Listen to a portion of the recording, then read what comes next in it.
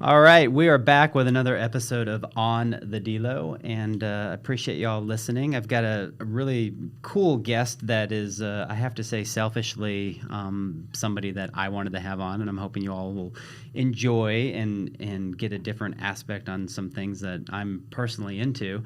And this is really cool because I've been utilizing this gentleman's facility for a long time, and I want to dig in deeper about what it's all about, what's going on. So, Michael Roviello. And Michael, welcome. Thanks for coming. Thanks for having me. Appreciate it. Of course. Good to be here.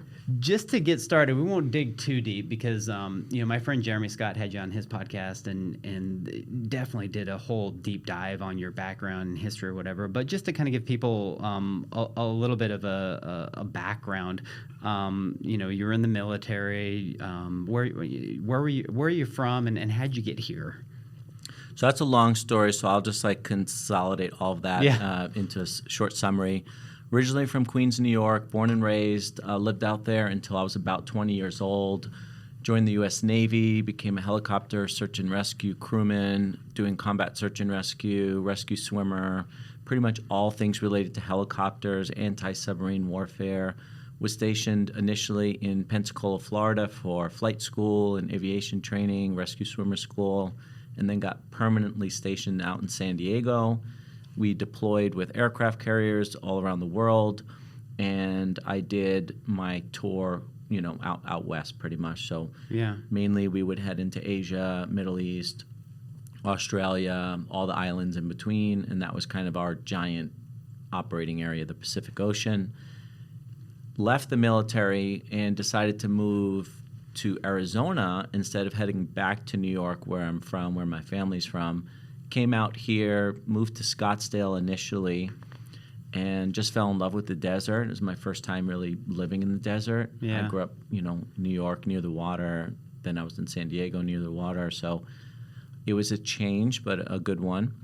And I actually started working for a university. I worked for a university for about 13 years, became a senior director of operations for the Office of Military and Veteran Affairs. Oh, wow. Became very involved in kind of local politics,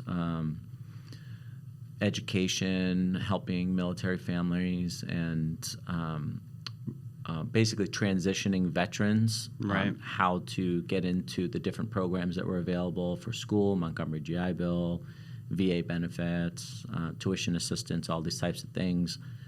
But during that time, I had a neck surgery. I had a lot of problems, like neurological issues, just from my time in service. Yeah. And so I was going through the VA for all of that, trying to solve these issues, neurological issues, pain, muscle spasms, loss of feeling. Initially, they thought I had multiple sclerosis, and what they found out is that my spinal cord was being choked, and I was also leaking spinal fluid, so I was losing my balance. There was a lot of bad stuff happening, and so I went through all the traditional practices of, Western medicine, from a lot of pharmaceutical intervention, surgery, where they went in and they fused my neck with titanium. It's called a anterior cervical discectomy, and something like that. Anterior cervical, blah, blah, blah, blah, blah. Basically, they removed some discs. They go in there, they put a titanium plate, they fuse your neck together. Jeez. Yeah, so that was pain, and I never want to do that again, because shortly after that, I started actually feeling better, and then 9 months later, I was right back in the same position. What was it? I mean, knowing what you know now, what was it just all the abuse that you had put on your body, like jumping out of things and... A lot of abuse, jumping out of helicopters. The vibrations of helicopters are not great for you either, because it's a very high frequency. So apparently they can move discs out of place. Yeah. A lot of heavy helmets, right? So I'm in a helmet all day long, big giant helicopter helmet with night vision goggles up here. Because you fly at night, you need night vision goggles because you can't see. So you basically, your head is always forward. There's a lot of tension on your neck. You're always bowing underneath stuff. A lot of impact, a lot of hitting your head. So just a lot of wear and tear in the body overall, but of course a lot of stress. Yeah. So you don't realize like you're always in this like sympathetic fight or flight stress response because one, you're like flying in helicopters like 100 feet off the deck at like really high speeds, and you're shooting machine guns off the side of it, and people could potentially be shooting you, and then you're also having to always prepare for rescues because you're out at sea, and there's pilots who crash, and there's people who jump overboard, and there's ships lost out at sea. So when you're young, you don't realize how stressful that is. You think that's just normal. Yeah. And of course, you're trained to prepare for it, but it does pay a toll on your body. And I had to like learn that as I started to learn more about my physical body, mental, emotional body, spiritual body. Really, all of that came much, much later.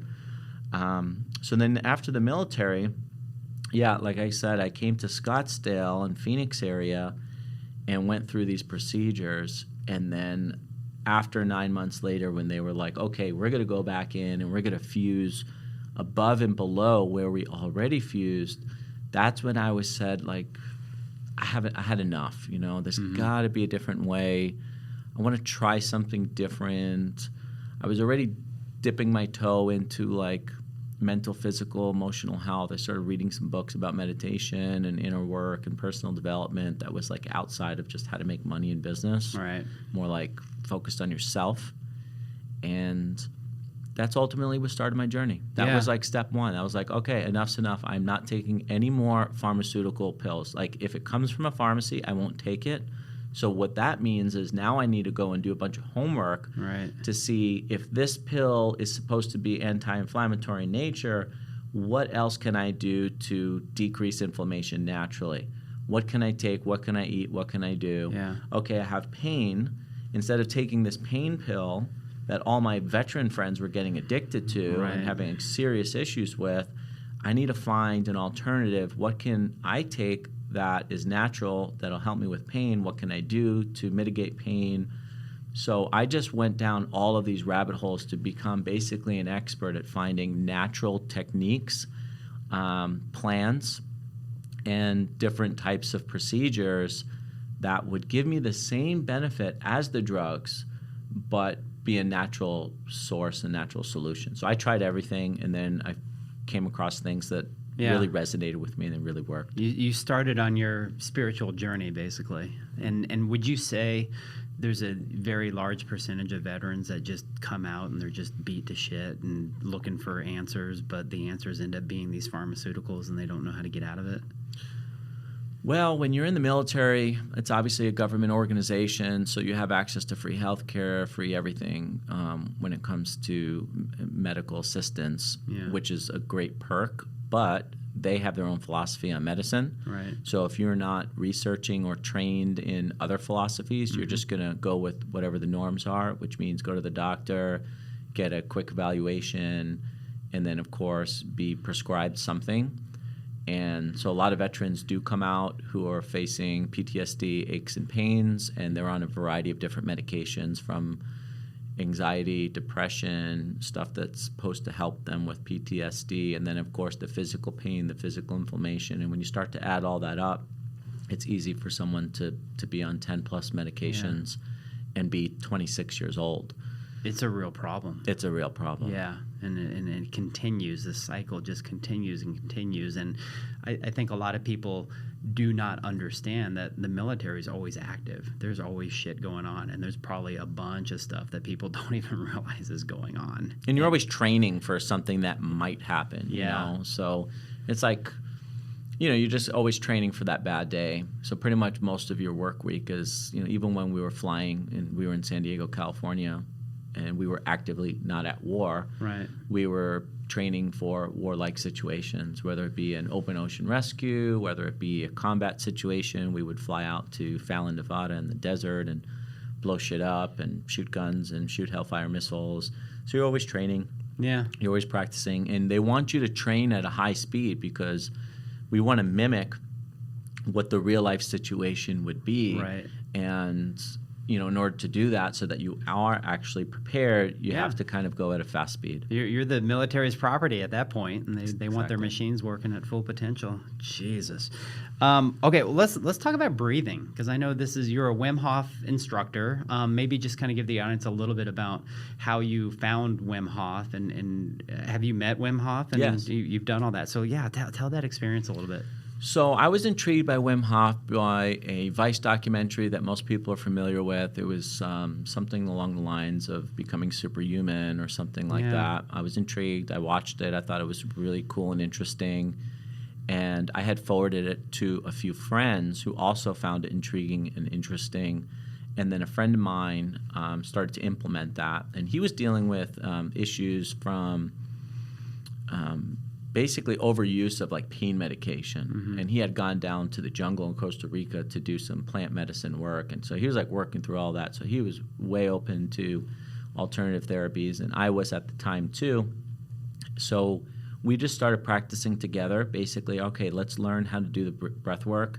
And then let's start going over each other's houses and basically doing ice baths. And we felt an immediate shift. So I adopted the principles right away, although I didn't know all of the information, and I was probably doing some of the stuff wrong. I was definitely staying in the ice bath longer than I needed to, and the breathing exercise, I was just winging it. But I was feeling good from it.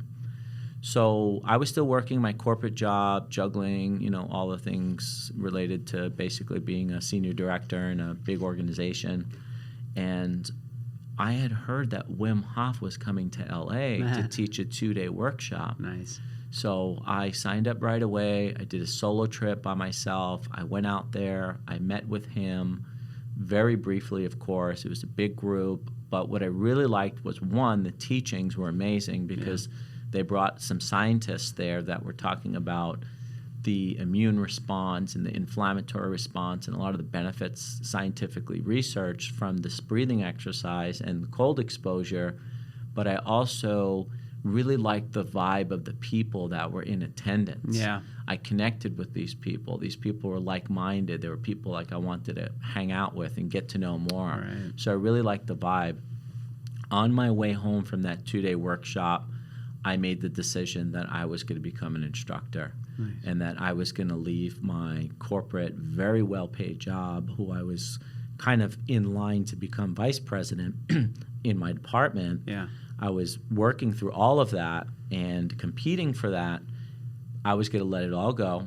I was going to become a Wim Hof method instructor. I was going to travel around the country. I was going to teach this method. I was going to utilize it, of course, for myself. And I was going to make a significant shift in my career.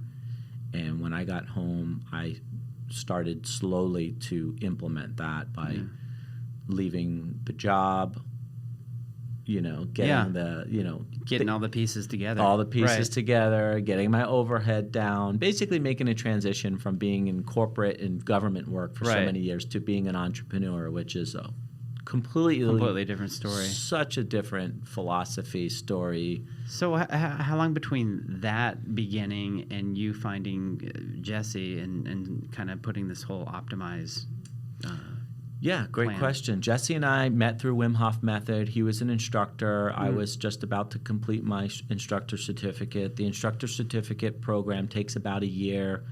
I met Wim again in LA, and that was for my advanced training. That's when I really started to spend time with him and get to know him and actually learn from him more intimately. And then we did our advanced course or master's module in Oregon, Mount Hood. We spent the week with Wim. We trained with Wim. We woke up early with him. We pretty much walk through the snow barefoot. And, all the hiking the mountain, going in cold waterfalls, doing early morning long rounds of breath work, and then being tested, of course, on the mental aspect of it. Whether or not you knew the material, whether or not you can present in front of people. Yeah. So that was a really cool course, and met a lot of great people. There was pilots there. There was Navy SEALs. There was yogis. There was research scientists. There was medical doctors. I mean, you name it. It was such a diverse group. That's cool. So I met wonderful people, and so then Jesse and I became friends. We started co-facilitating locally, and what we did is we started to actually get this momentum of people who came to our workshop, but after the workshop, they're like, all right, what's next? Now what? Where do we go? And you didn't have a facility. You had nothing at that space. Yeah. When's the next workshop? What are you going to do next? Right. So I actually started doing these gigs in my backyard where people would go through the breathing exercise. We'd have live music, breathing exercise, and then we would do cold therapy. Yeah. And we were partnering with Morosco Forge guys, who are local guys that were making these ice baths. And they were in their early stages of making these, which was really cool. So we had a fun little partnership. And then what we would do is we would, explore some different avenues of like what we can do next. And what we did is we came up with the idea for Optimyze. And why not create a facility where people could come every day, do the deliberate cold exposure, but also do all these other cool things. Right. And that's kind of how Optimyze was how birthed. it came. So what I want to do, because my audience is very varied all over, and I know there's restaurateurs that listen to this, there's moms, there's business men and women, this and that. And I think a lot of times people will look at something like Optimyze and be like, what is this hocus pocus, or a little too intimidating, or this and that. So when we look at the sauna, we look at the cold therapy, we look at the breathing. Let's utilize those three, and then maybe let's even talk about the red light therapy and some of the stuff that you guys have in there. Give the listeners maybe kind of the simplistic overview of how beneficial and how unintimidating it is. It can be for them. Great. Yeah, great question. Happy to answer that. So Optimyze is a facility where people can experience multiple therapies all in one session. So unlike some wellness centers out there where you would maybe book a cryotherapy session and come in and do a 2-minute cryo and then leave, we've created a model where people would come in community with a group of people, almost as if it was a class, but it's not like a guided class. Yeah. You come in as a group, you check in, and you go through this circuit of therapies. And that would start with compression therapy, which compression therapy is very good for circulation and also very good for the lymphatic system. Mm-hmm. And most people aren't even familiar with the lymphatic system, but there is no internal pump, so it requires external pumping, which we spend most of our days sitting, driving, not walking, and especially in Arizona, you can't walk anywhere here. Right. 1, because of the heat, and 2, just the way the city is planned. Yeah. Everything is really far apart. It's not like New York. Not like New York, right? So how much you walking on a daily basis? So we brought compression in for that reason. We knew that lymphatic issues were on the rise, and we can combat that with basically getting people into this routine and habit of using this compression therapy, which has been used in the medical system for a while now, but usually only used when it's like super problematic, when your legs are swollen with water, right, and you actually have a problem with the lymph system, you start using them. But not only is it good for the lymph system, it's also good for your heart. And then from there, you move into the infrared saunas. We chose infrared because we like the technology. But at the end of the day, heat therapy has been around for thousands of years. Yeah. Indigenous groups like the Finns from Finland were using saunas. We have Native Americans using sweat lodge. You have Native people in Mexico using temazcal. Anywhere you look on the globe, you will find heat therapy. Ancient Greece, Egypt, Eastern philosophy or Eastern culture. So it's everywhere. So we love the therapies that have stood the test of time. Cold therapy is the same way. Right now, cold therapy is like super faddish. People are doing it. They're following Wim Hof. They're, everybody's, taking pictures of them in an ice bath on Instagram these days. But if you look into the history and the origins, it's really old medicine. Yeah. And it's been used by different cultures around the globe, not only for like healing and wellness, but also for spiritual practices. There's the Misagi Japanese Shinto practice that use cold waterfalls that like literally will rush through their body, and as they stay there in meditation and do shouting of mantras and get into these like crazy altered states. You have the native people of the Andes who were doing cold water bathing to prepare the body for ceremony before they went into ceremony, and they claimed that the cold water restored the body's vital energy. Yeah. So it's really old stuff. And then we just added stuff, right? We added red light therapy. We added pulse electromagnetic field therapy. We added biocharger. We combined it with breathing exercises, certain elements. we started to see the issues that are facing our society. And I mean, it's obvious. I mean, people sleep really shitty. Yeah. So how can we help people to improve sleep naturally? People are in a high stress state all the time. All the time. Busy, Yeah. busy, busy. You have moms and dads both working. Nobody's home. It's like very drastically different than where we were in the 1950s and 60s. You have, rising prices, rising stress, Shitty food. The to-do lists are not getting any shorter. Yeah. So how do we help people train to get out of fight or flight into more parasympathetic? How do we bring more awareness about people's nervous system? How do we teach them how to breathe in a way that can shift their states naturally rather than taking some sort of molecule all the time to shift their states or drinking alcohol?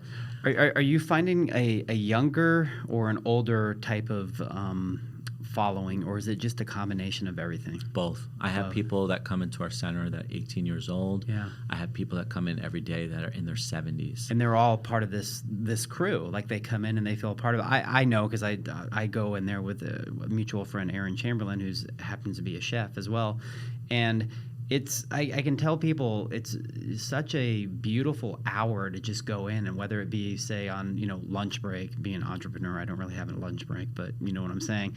And you come in and you book your hour, and first thing we do is the compression, then we hit the sauna, and then we go into the hot tub for a little bit, and then I do the cold, daringly, and then I'll do the hot tub again, then the cold again. But what I can say is after that hour, it feels like a rebirth. Like you just feel really good. Cold water really wakes the body up internally. So a lot of different systems are woken up by the cold because it's a stressor. And that's what most people don't realize, is that there's this mantra that's out there that you need less stress in your life and you should find things that are less stressful. And I understand what they're trying to say because, you don't want to be in this like constant states of drama and workaholic and bad sleep and all the bad stressors, right? But my message is really to everyday Americans is that you need more stress in your life, actually. Good stress, yeah. Controlled hormetic stressors where you learn how to react and adapt in a healthy way. Yeah. And cold water therapy is just one example of that because it is a type of hormesis. And then saunas are another classic example of hormesis because it is a type of heat stress, and it's very good for your immune system, for your detoxification, but also for your stress response, for your nervous system. Exercise is another great example, fasting.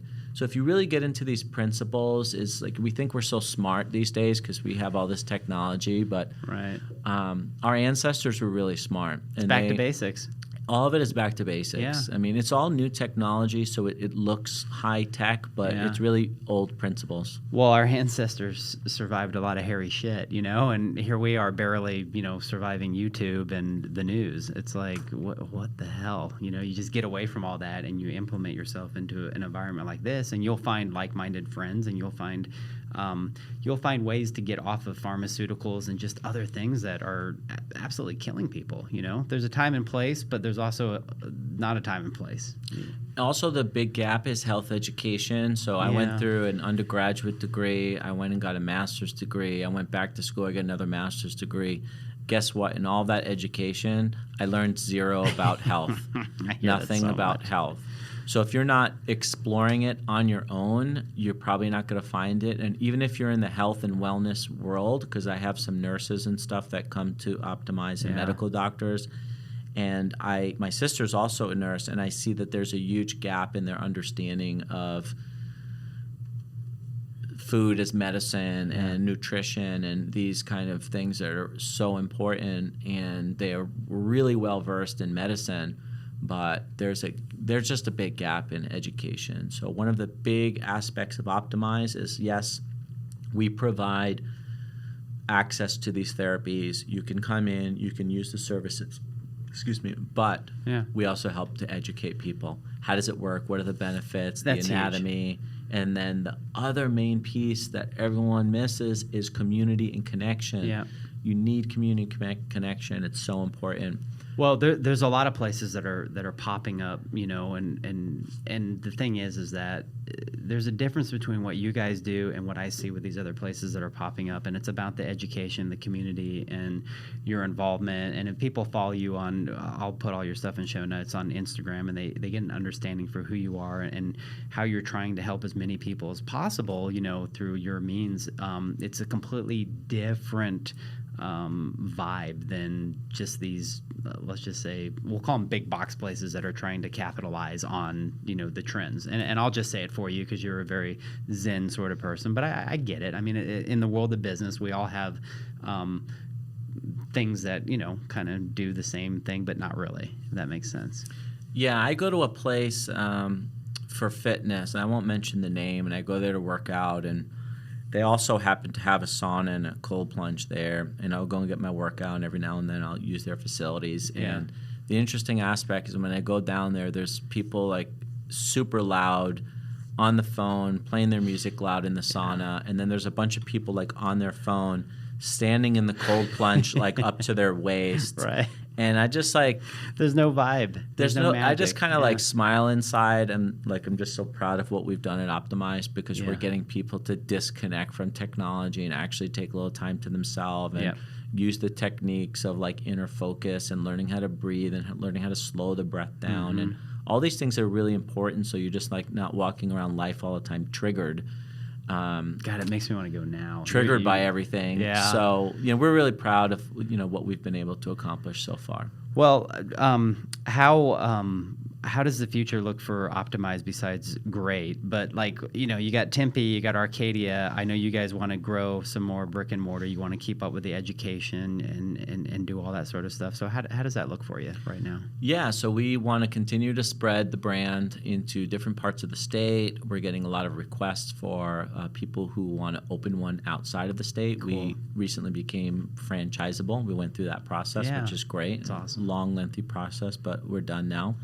We also have some interest overseas that we're entertaining, which is really exciting. That's really cool. Yeah, really exciting. So we're looking at putting multiple centers. And then we're also leveraging our online services by giving people who don't have access to Optimyze resources externally where they can learn about the benefits, learn breathing basics, all those types of things that they can practice from home. And so we're really proud about expanding and sharing what we do. I really love I fell in love with the Wim Hof app. I actually had downloaded that, and during COVID, I did it every morning. And when you go through like the 30 breaths that he has, you go, breathe in, breathe out, it's his voice or whatever. And then you get to a point where you're holding it, and I got up to like 4 minutes. Wow. I could just sit there in silence and not, do anything.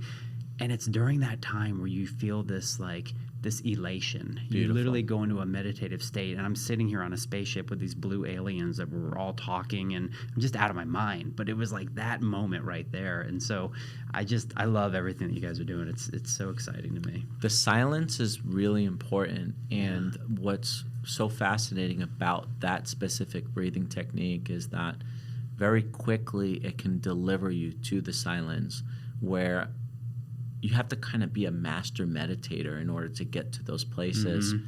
But when you're combining breathing exercises and then meditation, you can just get there much faster. Yeah. Well, one last major question, and I'm definitely going to have you on again to just talk about some specific stuff as people get more engaged and I find out what they're into. I'd love to do a video at your place too. That'd be so much fun. But I want to know about your day. Like, what is a typical day for Michael? I mean, do you wake up? Are you fasting until this and that? Are you doing cold therapy every day? What's a typical day? Great. Yeah, great question. So I'm always exploring with morning routines. That's really important to me. This word morning routine has become like this buzzword. A lot of people have adopted it. It's a lot of Instagram influencers are talking about morning routines. So I explore with different morning routines. And some of that will include waking up, doing breathing exercises, doing meditation, doing some sort of attunement, like using like positive affirmations, right? So I explore with that. Some of it explored going directly to Optimyze first thing in the morning, spending 1 hour there, going through the therapies, doing cold water therapy, and leveraging that. So I explore different morning routines. Right now, my morning routine is very much focused on waking up, getting some sunlight, right? Really important, learning about how that affects the brain, how that gets your body into these natural rhythms that are extremely important. Doing some sort of breathing exercise, not always the Wim Hof method, but a variety of different breathing exercises. I experimented with intermittent fasting for a really long time, for many years. Now I'm actually experimenting more with breaking the fast and then doing more fasting in the evening, right? So instead of just skipping the breakfast like most people do intermittent fasting, now I'm like, okay, let me eat earlier in the evening and then have this huge gap of non-eating at nighttime so I can get better quality sleep. Yeah. Because when your body's in a digestive state, it messes with your sleep. 100%. And I'm like, I love to eat at night. Yeah. I love eating at night. It's just like one of my favorite things to do. You and I have the opposite problem. I get done eating probably around 6:30, and I have zero problem sleeping, and I wake up every morning at 4. Yeah. That's a good gap. It's a great gap. Yeah. From 6:30 at night till 4. So that's wonderful. The other thing is, I'm a business owner, so I have to be on the email and respond to the messages and make the phone calls and implement, social media routines and all that kind of stuff. So I'm really just always trying to find my way. But mainly my non-negotiables are, one, some sort of fasting of some sort. I'm always doing that because the research really shows that it just prevents a lot of issues down the road.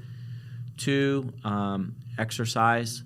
And exercise for me is either hiking the mountain, going to the gym, lifting weights, or getting to the pool. And on days I'm super motivated, I will do all 3. Nice. So that's a non-negotiable for me.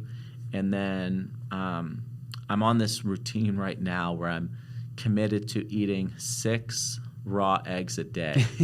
That's my new routine. So I do 3 raw eggs in the morning with perfect aminos, because I read this amazing book called In Search for the Perfect Protein. Yeah. And then I drink another 3 raw eggs with the perfect aminos and MCT oil more towards the evening.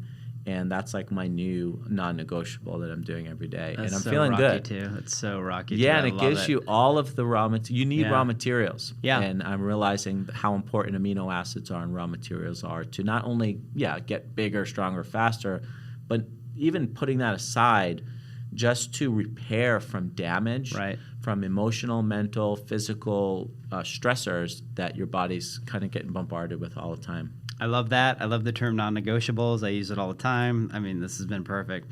All right, I got a few quick rapid-fire questions for you. Okay, this is fun. Maybe.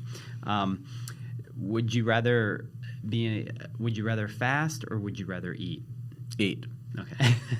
That's easy. I'm Italian American. Totally. That's what we do. Do you still eat pasta, or is it just the right pasta? I still eat pasta. Not all the time, but if my mom's gonna make pasta on a Sunday, I'm gonna go and eat it. 100%. Cold or hot? If you got to pick one. In what weather? No. The cold plunge or the hot therapy. Which one would you rather do?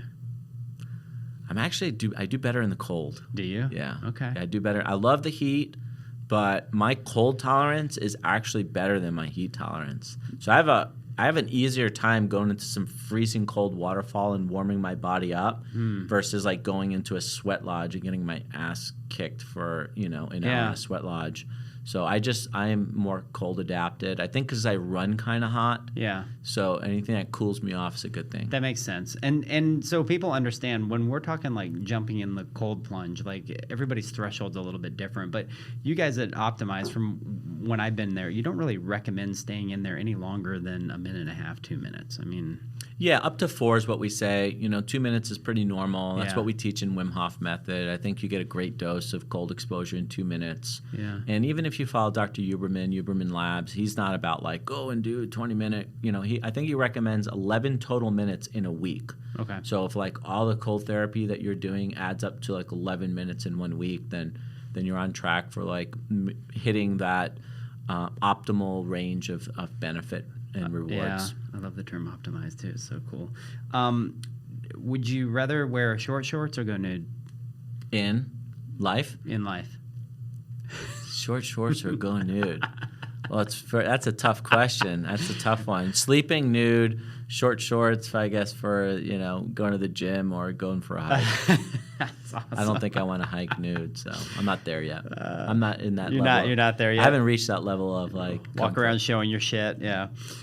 Lemon water or coffee? Coffee. Yeah. I like them both, but yeah, I love coffee. I'll see you guys over at Press every now and then. Yeah. Pilates or yoga? That's crazy because I recently got into Pilates not knowing anything about Pilates. I always thought Pilates was like body shaping for female. I just always thought it was like, oh, if you want to, amazing. Create a nice butt. I just had like a really not a bad view, but it just wasn't in my world. Yeah. And now I've been using therapeutic Pilates, which has been one-on-one therapeutic Pilates to help correct old bad habits and help me with my injuries, mainly shoulder and neck injuries from my past, and it's been amazing. So I will go with Pilates. I love it. Swim or skydive? Swim. Yeah. Veggies or fruit? Fruit. And last but not least, Chewbacca or Boba Fett? Boba Fett. Okay. Yeah, he's all right. cool. Love it. I like him. All right, this has been fun. Let everybody know where they can find you and your handles and all that good stuff. Yeah, I'm most active if you want to connect with me on Instagram, and it's just my first name, Michael _ my last name, Roviello, Roviello. So that's the best place to connect with me. Send me a message.